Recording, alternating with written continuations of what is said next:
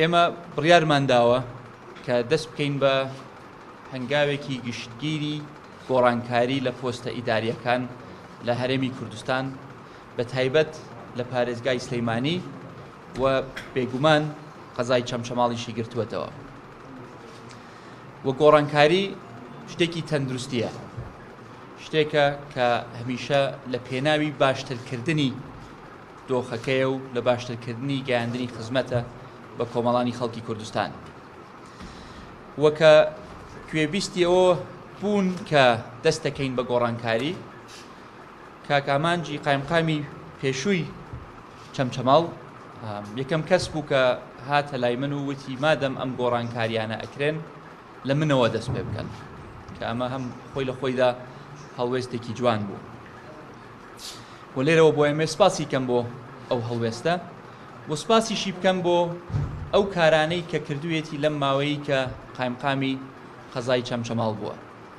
کارێکی ئاسان نەبووە و لەو هەموو ناخۆشیانەی کە ڕوویان لە هەرێمی کوردستان کردەوە بە تایبەت لەم دەبەرە جێی دەستی دیار بووە. هەم لەوەی کە خەمێکی زۆری کەسوکاری شەهیدی خواردووە لە کاتی داوامکردنی هەمیشە دەرگای کراوە بووە بۆ کەسوکاری شەهیدان، کە ئێرەش خۆتان ئەزانن چ قوربانیەکی داوە، چ پێشوو و چه ئەمڕۆژ لە شەڕی پاراستنی خاک و نیشتیمانی کوردستانەکەمان. و سەرڕای کێشەکانی تری کە ڕوویان لە کوردستان کردو بێجگەل لە شەڕی داعش، بەڵکو قەیرانی دارایی و قەیرانی ئابووری و قەیرانی هاتنی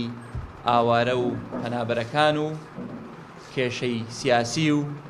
کێشەی نێوخۆیی و کێشە کۆمەڵایەتەکانی ئەم ناوچێش، سەرڕای ئەم هەموو کێشانە کاکامان توانیوێتی جێی دەستی دیار بێ ئیدارەکەی لێرە، ئیدارەی چەمچەماڵ بە بەڕێوەبەر و فەرمانگەکانەوە توانیویانە بەپێی توانای خۆیان، بەپێی ئەو ئیمکانیەتەی لەبەردەستیانە بووە جێی دەستیان دیار بێ، پرۆژە ئیفتیتاحکەن، خزمەت بگەێنن بە کۆمەڵانی خەڵک و شەڕیش بکەن لەسەر ئەو حەق و داواکاریانەی کە شایستەی ئەم دەبەرە و زیاتریشن. و چۆن دڵنیام کە کاکامانج ئایندەی گەشە، ئەوەندە دڵنیام کە کاکە ڕەمک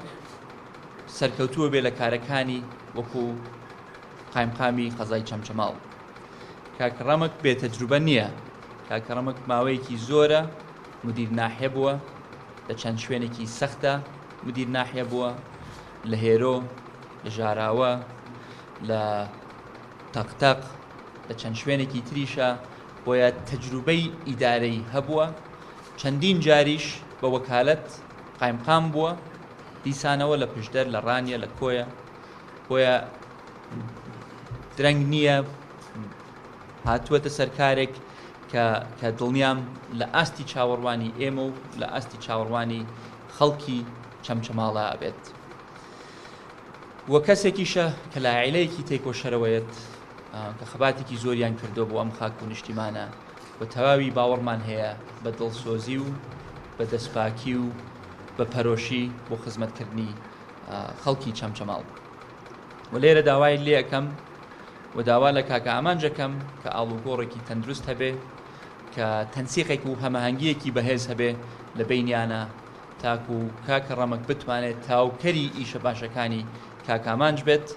و باشترین خزمەت بگەێنین بە خەڵکی ئەم دەبەرە کە شایستەی باشترین جۆرە خزمەتن. لە هەمان کاتیشتا ئێمە لە چارچێوەی ئەم گۆڕانکاریە گشتیانە